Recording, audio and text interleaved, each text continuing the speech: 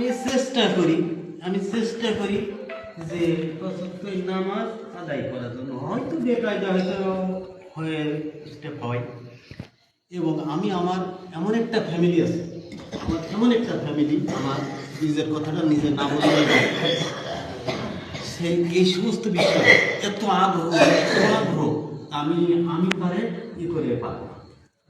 এবং সব কিছু মিলিয়ে আমি একটা সংগঠনের সাথে জড়িত, সেটা দীর্ঘদিন। আমি একজন সাধারণ ভোটার আগে থাকি না, আমি বিএনপি সংগঠনের সাথে জড়িত। আমি কিন্তু সাধারণ একজন ভোটার নয়, আমি এই ইউনিয়নের দায়িত্ব পালন করি অনেক দিন আমি এই ইউনিয়নের দায়িত্ব পালন করেছি। করার পর বর্তমান এখন এমন একটা পরিবেশ আমার মনের ভিতরে আসছে যে আমি আসলে নামাজ কালাম করি, কিন্তু আদার সাইড আমি যাদের সাথে চলছি তাদের কাজগুলো সব নামাজিদের বিপরীত। সব থেকে বড় কথা, আমি আরেকটা জিনিস, আমার রাজনীতিক যে নেতা ছিলেন বেল্টে সাহেব, তারা আপনজন, কিন্তু সে যেদিন মারা যায় তার আগের দিন আমার সাথে বসে অনেক কথা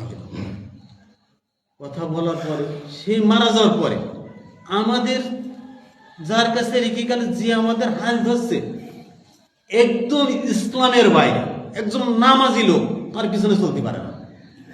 আমার মনে একদম, আমি এই কথাটা অনেক লোকের কাছেই বলেছি এবং আমি ডাইরেক্ট প্রকাশও করেছি। কিন্তু সব কিছু মিলাই দেখলাম যে আমার এই নামাজ পড়া কিন্তু ভালো একটা কাজে লাগছে না। আমি যে নামাজ কালাম করছি এই নামাজ কালামের কাজে আমার ভালো লাগছে না। নামাজ কালাম করে এসে এমন একটা লোকের সাথে চলছি, এমন একজন লোকের নেতা বলছি, সে নামাজ কালামি করে, মানে বিয়ে পর্দায় চলে এবং অশ্লীল ভাবে চলে। এইভাবে আমার মন হইল আমি আসলে তার বড়, আমার গ্রামের লোক, আমার ইউনিয়নের, আমি বাইরের কথা বলবো না। এখন যদি আমার একটা প্রয়োজন হয়, আমার নামাজি লোকের দরকার, ওই বেনামাজি এসে আমার পাঁচজন আমার সহযোগিতা করবে, এইটা আমার আসলে ভালো লাগে আমার মনের দিক থেকে। সেইভাবে আমি মনে করলাম যে আমি জামাত ইসলামের সংগঠনের সাথে আমি জড়িত থাকবো, আমি ওই সংগঠনের একটা সদস্য হব। আমি আসলে অনেক বড় মাপের মানুষ না, আমি একজন সাধারণ মানুষ। তা আপনারা আমার জন্য দোয়া করবেন, আমি যাতে এই ইসলামের পক্ষে সর্বদাই লেগে থাকতে পারি এবং আমার দায়িত্বগুলো, আচরণগুলো, কাজ কারবারগুলো আমি করতে পারি। সেই হিসাবে আপনারা অবশ্যই আমার দিকে একটু আমার জন্য দোয়া করবেন।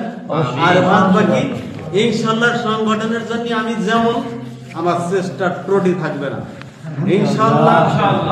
আমার কাছে এই নির্বাচনে কিভাবে করতে হবে, এই জামাত ইসলামকে কিভাবে দূরে রাখতে হবে, কি করতে হবে, অনেক বৈঠক আমার সাথে হয়েছে, আমি একটা কথাই বললাম, যদি এই ইউনিয়নে যদি 10 জন লোক থাকে এই সংগঠনটা পিছিয়ে রাখার জন্য, দূরে রাখার জন্য, তার ভিতরে একজন আমার রেখেছে। কারণ জানে ওদের যদি দাঁড়ায় থাকে তাহলে আরো 10 জন পিছিয়ে যেতে হবে। এমন সংগঠন, এমন বৈঠকও হয়েছে। তা আমি দেখলাম সূর্য আল্লাহ, এইগুলো তো মানে মনে হচ্ছে ওইগুলো ক্ষতি তো আমার উপরে আসছে। আমি কেন এগুলোর পিছনে থাকবো? এই জন্য আমি ভাবিছি ইনশাআল্লাহ আমরা সবাই চেষ্টা করব, আল্লাহ যদি রাষ্ট্রিক লিখে থাকে, আল্লাহর রহমত যদি হয়ে থাকে, আমাদের সবাই চেষ্টা। আমি কিন্তু শুধু এই আমার গ্রামে আমি বকিরগাছির বাজারে শুধু থাকি না, আমি অত্র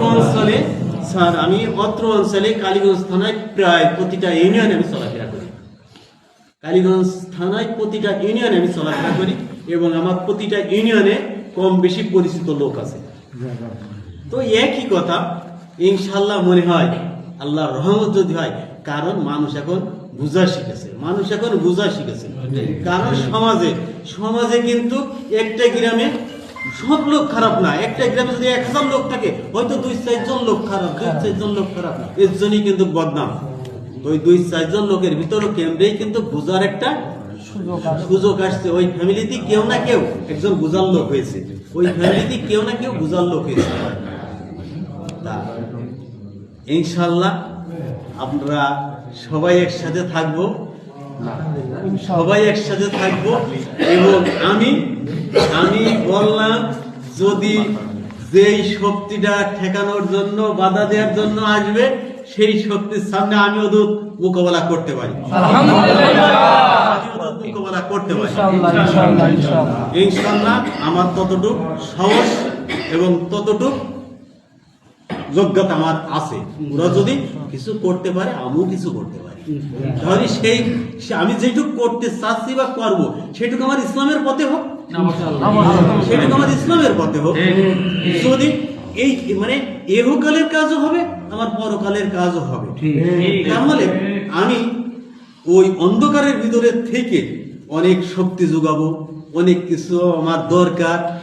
আমি এই কথাটা আমি আসলে আমার মুখ দিয়ে বলা ঠিক না, হাফিজ সাহেব বলেছে আমি বাজারে এরকম থেকেও আমি কাউন্সিলের একটা ওই চালের বস্তা নিয়ে টানি নে, এটা নিয়ে টানি নে, একটা ভাগ নিয়ে, এই সমস্ত গুলো থেকে আমি দূরে থাকি, এই সমস্ত গুলোর থেকে দূরে থাকি। এই সমস্ত গুলো আমার সাথে শুট করে না, আপনারা জানেন না, এগুলো আমার সাথে শুট করে না।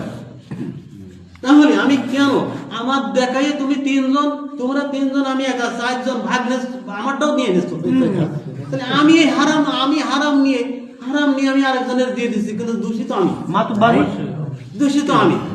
তাহলে আমার অতটা দরকার নেই। ইনশাআল্লাহ আল্লাহর রহমত হলে ওই টুকিটাকি ভাবে চলি, এইভাবে আল্লাহর কাছে শুকরিয়া। আপনারা সবাই দোয়া করবেন আমার জন্য। আল্লাহ শেষ নিঃশ্বাস পর্যন্ত ওনার একটা পরিচয় আছে, ওনার নাম এটা আছে টাইটেল মাওলানা, ওনার নাম হচ্ছে টাইটেল মাওলানা। আপনার সংগঠন কোন নাম? আমার জামাই বড় জামাই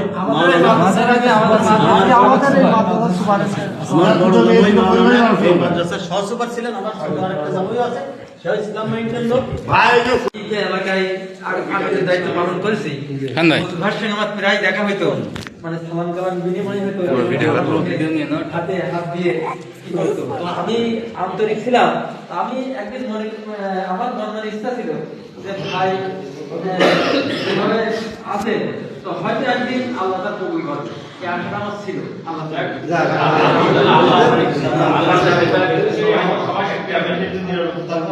আরো একটা কথা বলি, আমি আল্লাহর ঘর দেখছি, হজও করছি, আলহামদুলিল্লাহ।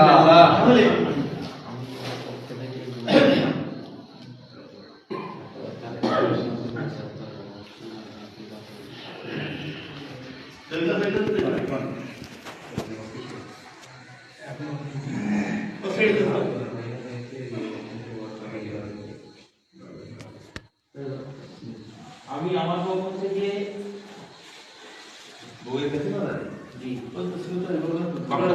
ইসলামী যুব বিভাগের পক্ষ থেকে, রাকালগাছি ইউনিয়ন শাখার পক্ষ থেকে আমি বইটা আমার ভাইকে গিফট করলাম। ইকামতকে দিয়ে বইটা লিখেছে অধ্যাপক গোলাম আজম। আলহামদুলিল্লাহ। স্যারের মাধ্যমে আমি ছবি